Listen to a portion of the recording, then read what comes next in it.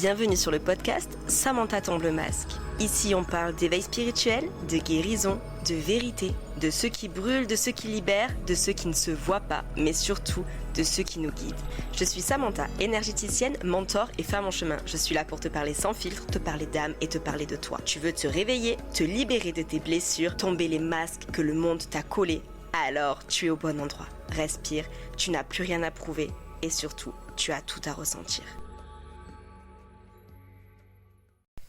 Bonjour et bienvenue sur le nouvel épisode de mon podcast Samantha tombe le masque. Aujourd'hui, j'ai envie de te parler d'une part de moi qui a longtemps été blessée. Une part qui, même sans que je m'en rende compte, a carrément dirigé ma vie, mes choix, mes réactions. C'est cette part masculine en moi, celle que je rejetais autant que je la laissais gouverner tous les aspects de mon quotidien. Pendant des années, j'ai enchaîné les relations toxiques, et j'ai même porté seule des choses sur lesquelles j'aurais pu me faire aider. J'ai dit que j'avais pas besoin d'un homme, que je ne voulais pas être en couple. Et en vérité, c'est que je ne savais pas ce que c'était un masculin sain, ni même à quoi ça ressemblait. Et j'ai réalisé que je vivais en guerre avec l'homme en général, avec mon père, mais aussi en guerre avec ce yang en moi que je ne comprenais pas. Je me levais tous les matins comme si je devais prouver quelque chose, je confondais puissance avec dureté et je me suis perdue dans cette force qui n'était en fait qu'une armure. Si je te dis tout ça là aujourd'hui, c'est parce que peut-être que toi aussi, tu sens que tu es tout le temps en train de te battre, peut-être que tu crois que c'est normal de tout porter seul, peut-être que tu ne sais pas ce que ça fait aussi de se sentir soutenu, protégé, sécurisé. Et tu sais quoi, moi non plus, je ne le savais pas, jusqu'au jour où j'ai compris ce qu'était le masculin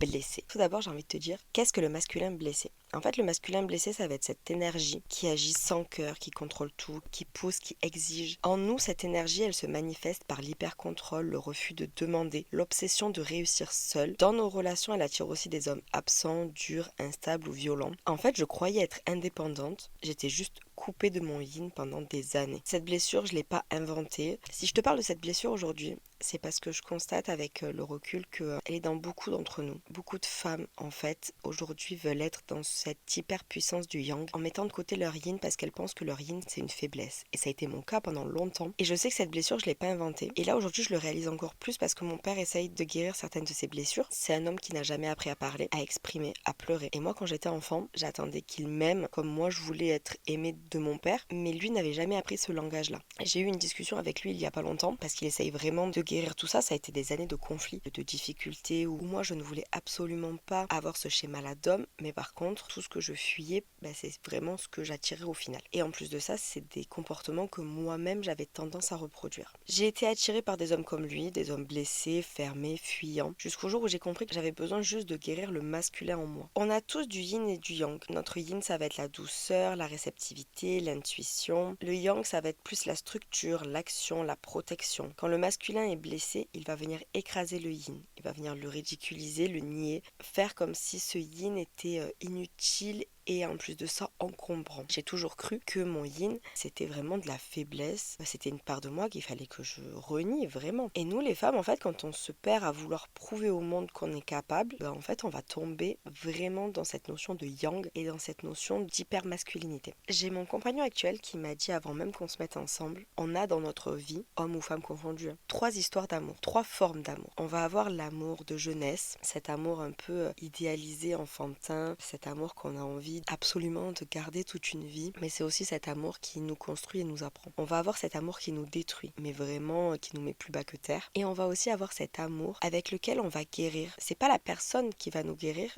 mais c'est vraiment ce lien à l'amour qu'on va construire ensemble qui va faire qu'on va se guérir. Cet amour sain, cet amour bien en fait, cet amour où on se dit ok, on va faire des erreurs ensemble, mais on va les réparer ensemble et on va se construire ensemble. On va vraiment venir nettoyer tous ces schémas relationnels du passé pour avancer vers des schémas aujourd'hui qui sont sains. À 18 ans, j'ai été en couple avec un homme qui n'était pas prêt à s'engager avec moi. Pourtant, je pense avec le recul, je n'ai pas de certitude parce que je ne suis pas dans sa tête, je pense qu'il m'a aimée et en plus de ça, je pense qu'il a idéalisé aussi notre relation quand elle s'est terminée. Je t'explique dans les grandes lignes parce que j'ai pas envie de m'attarder sur ce sujet-là, mais j'ai envie quand même que tu comprennes mon cheminement avec les hommes. En fait, c'est un homme où ses proches, ses amis à l'époque, lui ont dit non mais te mets pas en couple avec elle, nanani nanana. Et en fait à partir de là, il n'a jamais assumé cette relation de couple et du coup il a complètement été dans le rejet, dans la fuite C'était vraiment, je pense, ma première... Avant ça, j'avais eu des relations, mais je veux dire, là, c'était vraiment... voilà, tu passes à l'âge adulte, donc c'est vraiment ta première relation d'adulte, en fait. Là, je me suis retrouvée face à un homme, du coup, qui n'assumait pas. Et un jour, je lui ai dit, mais en fait, si tu préfères tes potes à moi, il y a pas de... enfin, c'est logique, hein, t'as 18 ans, il n'y a pas de souci. Écoute, retourne jouer avec tes potes, et puis, ciao, merci, je m'en vais. Et en fait, à partir de là, il a toujours été dans cette espèce d'ambivalence de j'ai envie d'être avec toi, mais j'ai pas envie d'être avec toi. J'ai envie, mais j'assume pas. Parce que du coup, mes potes disent que, alors du coup, j'écoute mes potes. Et à chaque fois qu'il s'est mis dans des relations, il m'a toujours envoyé des messages, malgré le fait qu'il soit en couple. Et moi, en fait, une fois que j'ai tourné la page dans ma vie, mais tu peux faire ce que tu veux, tu peux aller me décrocher la lune, la page elle est tournée, c'est terminé quoi. Même si des fois je me dis allez ok je retente, au final le truc il est plus là, donc ça se termine. Vraiment ça m'est arrivé plusieurs fois de me dire allez je retente avec une personne, je sens que cette personne elle cherche à faire des efforts, je sens que cette personne elle cherche à que ça s'arrange ou quoi, donc allez je tente et en fait ça n'a jamais fonctionné. Me voilà dans cette première relation où du coup je mets fin aux choses. Cette personne m'a recontacté il y a pas si longtemps que ça d'ailleurs. Il m'a recontacté quand je suis devenue mère, où en fait il m'a envoyé un message mais très gentil en plus. Coucou, je viens de voir que t'étais maman, félicitations, je te souhaite plein de belles choses. Fait vraiment pas d'ambiguïté. La seule chose qui m'a choquée, c'est qu'aujourd'hui il est en couple avec 2 enfants et qu'en fait il me l'a envoyé en message éphémère. Et que je me suis dit, ok, encore une fois, il assume pas le fait de parler avec moi. Bon, déjà parce que ça fait beaucoup d'histoires à une époque, mais en plus de ça, le mec il envoie un message éphémère en mode ok, même pour te féliciter d'être mère, je ressens le besoin de me cacher. Donc le mec il n'assume jamais rien dans sa vie quoi. Relation, ça a été ma première relation avec un homme pas sûr de lui, qui était sûrement blessé, qui était incapable d'assumer ses choix et de prendre ses décisions. C'était ce qu'il avait à vivre. Il avait ce cheminement à passer. Et moi aujourd'hui, je remercie l'univers de ne plus être avec cette personne parce que franchement, avec le recul, je suis mieux sans cette personne.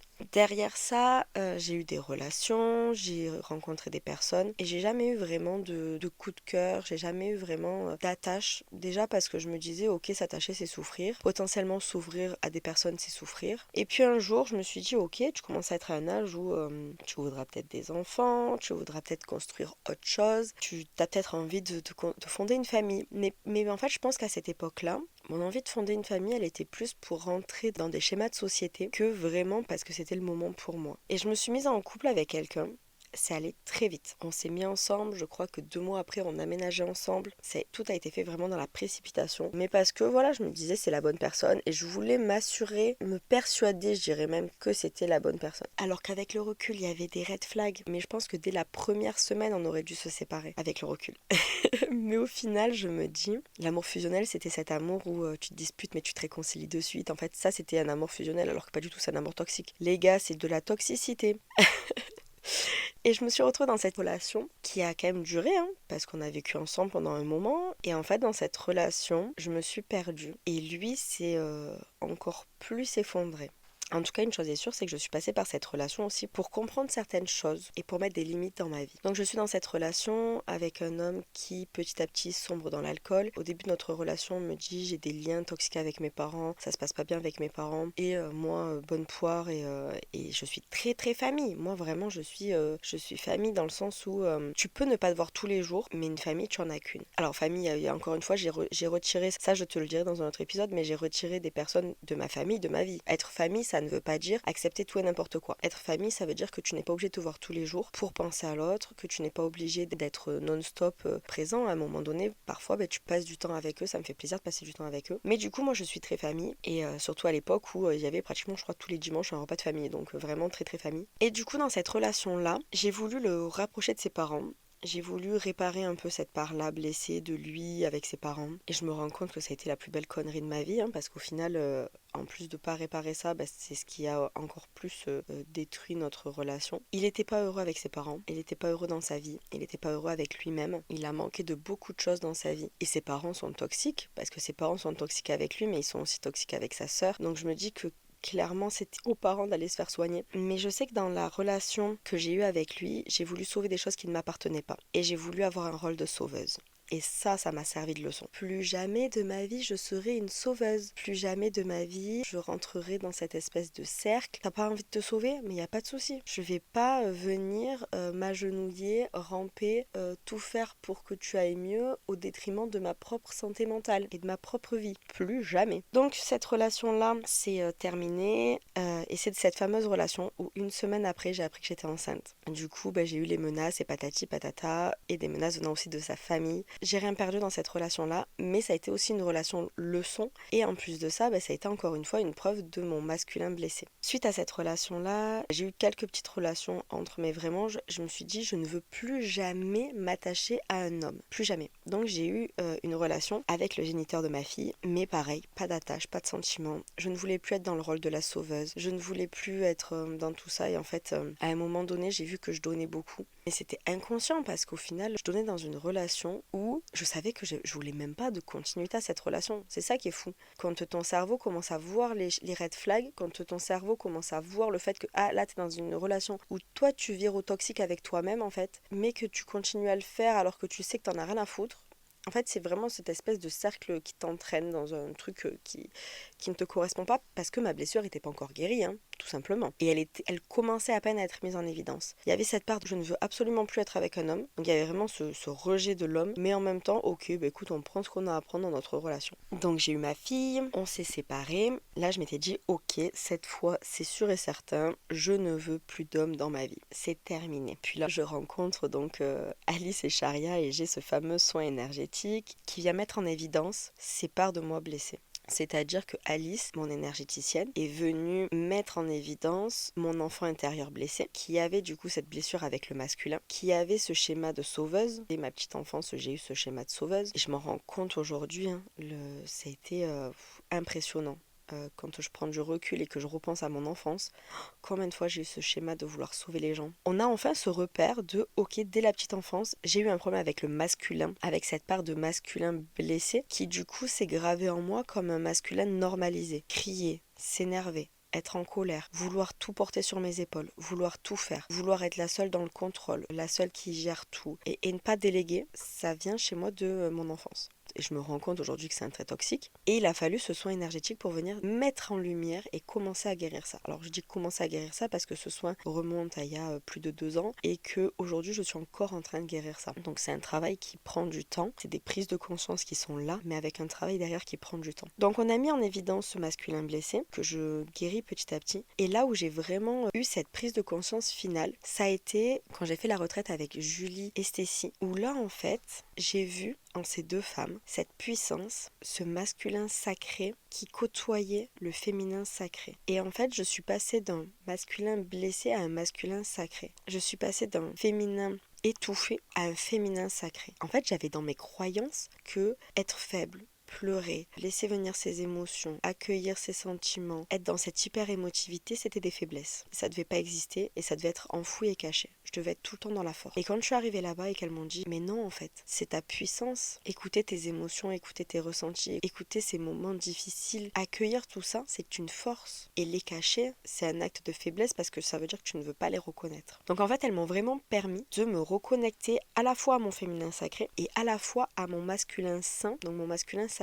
C'est-à-dire que oui, je peux être dans le je fais, mais il faut aussi que je sois dans le je reçois, j'accepte de l'aide. Et en fait, maintenant, mais ça va tellement mieux dans ma vie. Depuis que j'ai pris conscience que je pouvais faire, je pouvais être aidée, je pouvais ne pas être dans l'hyper-contrôle, je pouvais être dans le lâcher-prise, je pouvais être dans l'émotion. En fait, depuis que je sais que tout ça, ça danse ensemble et que ça fait une valse, mais ça va tellement mieux dans ma vie. Je me rends compte aussi que cette notion avec le masculin blessé, c'est vraiment quelque chose aussi de transgénérationnel. Parce que pendant des années, on a dit aux femmes qu'il fallait qu'elles portent tout un foyer sur leurs épaules. Beaucoup de femmes se sont retrouvées à tout gérer parce que les hommes travaillaient. Mais elles, en fait, on se rendait pas compte qu'elles travaillaient aussi. Elles travaillaient, en plus de travailler, elles géraient la maison. En plus de gérer la maison, elles géraient les enfants. En plus... Donc en fait, l'homme ne faisait que travailler, mais la femme, en plus de travailler, faisait tout le reste. Donc la femme a été obligée de renforcer son masculin, de diminuer son féminin sacré. Et en fait, ça a été quelque chose où nous, notre génération, on est en train de dire mais stop quoi. Pourquoi c'est à la femme de tout porter sur son dos? En quoi l'homme est-il plus légitime à aller travailler qu'une femme? En quoi la femme est-elle plus légitime à rester à la maison qu'un homme? Moi, je connais des femmes qui aiment aller travailler et je connais des hommes qui aiment rester à la maison, s'occuper de leurs enfants. Et il n'y a pas de honte. Et en fait, c'est remettre en place dans la société le fait qu'une femme n'a pas à porter tout sur ses épaules, la fameuse charge mentale en plus, mais qu'il y a aussi des hommes qui ont cette charge mentale. Et il faut arrêter de dire, oui, mais du coup, t'es un homme, tu devrais pas avoir ça. Mais pas du tout. C'est-à-dire qu'aujourd'hui, il faut remettre tout dans l'équilibre. On a tous notre part de féminin, on a tous notre part de masculin, et il faut apprendre à danser avec tout ça. On a tous du yin et du yang. Le yin, ça va être vraiment cette douceur. Le yang, ça va être vraiment cette structure et cette action. Mais à un moment donné, c'est important d'être à l'écoute de son intuition, de sa douceur, mais aussi de passer à l'action. Tu ne peux pas toujours être dans l'un ou toujours être dans l'autre. Il faut des deux. Et en fait, il y a vraiment cette base où je me suis rendu compte que quand ton masculin il va être blessé, il va venir écraser ce yin. Il va venir le nier. Moi, ça a été vraiment mon cas. Mon yin, je voulais l'effacer. Je voulais être que cette femme forte. Je voulais prouver à tout le monde que j'étais capable de faire les choses. Je voulais prouver à tout le monde que, ouais, mais moi, aujourd'hui, je suis dans l'action. Je suis à fond, quoi. Et je me suis rendu compte aussi que quand mon masculin a commencé à se guérir, et bien en fait, au final, il prenait pas toute la place. Il n'avait pas besoin de prendre toute la place. Et cette part masculine, elle pouvait aussi soutenir, protéger et structurer sans violence, sans enfermer, sans rigidité. Ça pouvait vraiment être fait aussi dans la douceur. Quand le masculin va venir agir au service de l'amour et pas au service de la peur, ça va être mais tellement beau, tellement plus doux. Aujourd'hui, on n'a pas besoin de vibrer cette peur du manque de puissance parce qu'on se rend compte qu'en fait, être trop dans la puissance, c'est épuisant aussi. Quand je me suis vraiment reconnectée à ce masculin en moi, j'ai arrêté de me battre face à moi-même. J'ai arrêté de m'épuiser pour des choses. J'ai enfin pu respirer, m'écouter, me reconnecter à mes besoins. Et j'ai surtout commencé à attirer des hommes différents, des relations plus vraies, plus ancrées, plus douces. Je voyais aussi la connexion à l'homme différemment. Je ne voulais pas être toujours dans le contrôle. Et d'ailleurs, je me surprends même aujourd'hui à m'obliger à ne plus être dans le contrôle. Alors ça, je l'ai pas dit à mon compagnon actuel, mais aujourd'hui, je me force à pas dire on fait ça, on part là. Voilà. Aujourd'hui, je me force à dire ok, laisse-le prendre des initiatives, laisse-le dire ce qu'il a envie, laisse-le dire ce dont il a besoin. Et en fait, pour la première fois de ma vie, je suis complètement dans le lâcher prise. J'attends que quelqu'un prenne les décisions. Enfin, pas surtout, mais je me dis ça fait du bien de lâcher prise et de laisser quelqu'un d'autre tenir les rênes, quoi. Aujourd'hui, je suis dans une relation qui est vraie, qui est ancrée, qui est authentique, qui est pleine de discussions ouvertes au dialogue. Je suis vraiment dans cette relation aussi qui me guérit. Alors c'est pas lui qui me guérit, c'est vraiment la relation, c'est vraiment notre couple qui guérit ma vision du couple. Mais par contre, il y a vraiment quelque chose à prendre en considération de puissant aujourd'hui. Dans le même temps, après avoir rencontré cet homme-là et après avoir fait ce soin où je me suis guérie de cette emprise de vouloir guérir mon père, de vouloir sauver mon père. En fait, quand je me suis libérée de tout ça, j'ai rendu ses responsabilités à mon père. C'est-à-dire que j'ai dit à mon père, moi là, ce que tu fais, je ne le tolère plus. Soit tu décides pour toi et uniquement pour toi d'aller mieux, tu mets des choses en place dans ta vie pour aller mieux et tout ira bien. Soit tu décides de continuer à faire l'autruche, à vouloir dire c'est trop tard pour moi, à vouloir dire j'ai pas envie d'avancer parce que j'ai aussi peur de ce que je vais trouver, parce qu'il y a la peur aussi qui l'empêche d'avancer. En fait, c'est soit tu décides d'aller mieux, de te faire accompagner pour toi, parce que c'est la décision, elle doit t'appartenir. Si tu le fais pour les autres, ça ne marchera pas. Soit tu décides de dire c'est trop tard, j'ai pas envie. Et en fait, dans ces cas-là, je ne continuerai pas à te côtoyer, à rester présente, à te voir sombrer. Je m'interdis d'agir parce qu'aujourd'hui j'ai plus envie d'agir et de te sauver. C'est pas mon rôle. Surtout si toi tu ne veux pas être sauvé. Et en fait, quand j'ai posé ça avec mon père, que j'ai vraiment posé les mots, que j'ai posé le cadre, que j'ai posé la structure, que j'ai dit ok, là aujourd'hui, je pose mes limites parce que j'ai besoin, moi, d'aller bien dans ma vie. Et si pour aller bien, il faut que je pose ces limites et que je pose ce cadre, et je le fais en pleine conscience. Il s'est dit ok, il faut que je mette en place des choses. Alors il commence petit à petit, je pense que ça va être un travail assez long et ça va être un travail qui va être difficile, mais après on est aussi là pour l'accompagner dans ce cheminement-là. J'accompagne, je ne sauve pas, attention, grande nuance, mais il y a vraiment cette chose de dire ok, aujourd'hui je veux vraiment être dans cette paix intérieure avec mon père, je ne veux plus être dans ce conflit, je ne veux plus être dans cette relation dure, conflictuelle, colérique, violente. J'ai pas envie de ça. J'ai envie d'être dans une relation de douceur parce que je sais que c'est un homme qui a un grand cœur, qui a beaucoup souffert. Il essaye de bien faire les choses, même s'il les fait pas toujours bien. Et je me dis, je coupe avec toute cette toxicité passée et je vois où mène cet avenir. Mais une chose est sûre, c'est que je ne serai plus dans le rôle de la sauveuse et que je ne vais plus m'épuiser à être dans une relation qui est toxique. Donc en guérissant mon masculin blessé, je suis venue aussi montrer que c'était possible à ma mère de reprendre le pouvoir sur sa vie, à mon père de pouvoir guérir des schémas et des blessures du passé et surtout montrer l'exemple à ma fille qu'elle peut être dans la puissance mais qu'elle peut être aussi dans la douceur. Guérir le masculin en soi, c'est pas guérir les hommes, c'est guérir cette part de nous qui pense que l'amour doit se mériter, donc de toujours faire des des choses pour faire plaisir à l'autre. C'est se permettre de recevoir sans s'obliger à être parfaite. Voilà, aujourd'hui j'ai décidé d'être moi-même. Et si je ne reçois pas en étant moi-même, c'est que c'est pas la bonne personne pour moi. C'est arrêter cette guerre aussi qu'on peut avoir avec les hommes, avec les autres, avec nous-mêmes. Et c'est vraiment commencer à bâtir en paix.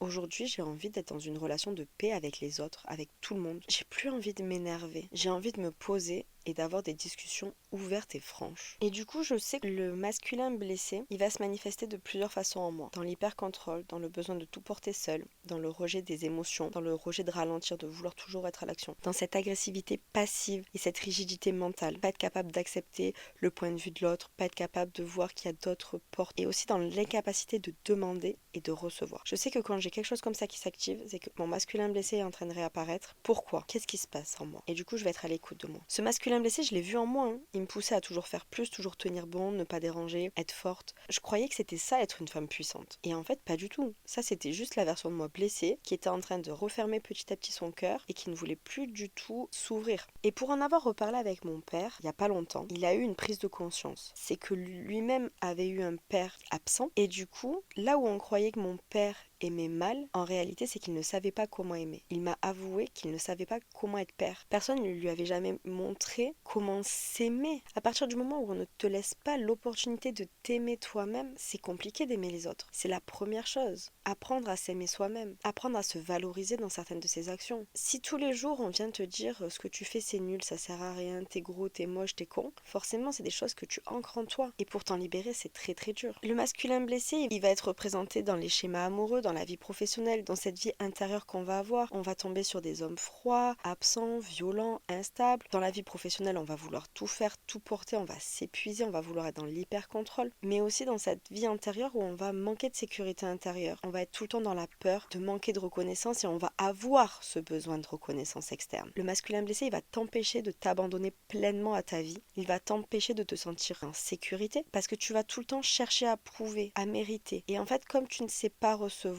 tu penses en plus que les gens autour de toi t'abandonnent. Alors que non, c'est juste que tu rejettes leur aide. Aujourd'hui, je sais que je peux arrêter de me battre face à tout ça. J'accueille pleinement cette énergie masculine comme structure bienveillante. J'ai compris que mon masculin, c'était pas mon ennemi, c'était pas mon père, c'était pas mes ex, c'était cette part de moi et j'ai envie aujourd'hui de la chérir, de la guérir et de lui apporter sa puissance, mais cette puissance saine. Aujourd'hui, pour te donner un exemple d'un masculin qui va être régulé, qui va être aligné, ça va être un masculin qui va être au service du féminin. Il va venir mettre en place des cadres sains, il va venir protéger ton espace intérieur. Il ne va pas chercher à dominer, il va juste structurer, il va canaliser, il va donner le droit à ton féminin d'exister pleinement. Quand tu retrouves un masculin pacifié en toi, t'as plus besoin qu'un homme vienne te prouver ta valeur. Tu n'attires plus des hommes à réparer, tu attires des hommes entiers parce que tu es devenue toi-même entière. Aujourd'hui, c'est un homme qui partage ma vie, mais cet homme c'est pas ma moitié parce que je suis entière, parce que lui il est entier et qu'à nous deux on crée une nouvelle entité qui est le couple. Guérir le masculin, c'est pas venir accuser les hommes, c'est oser regarder ce qu'on a intégré, copié parfois et subi et venir inverser ce mouvement-là.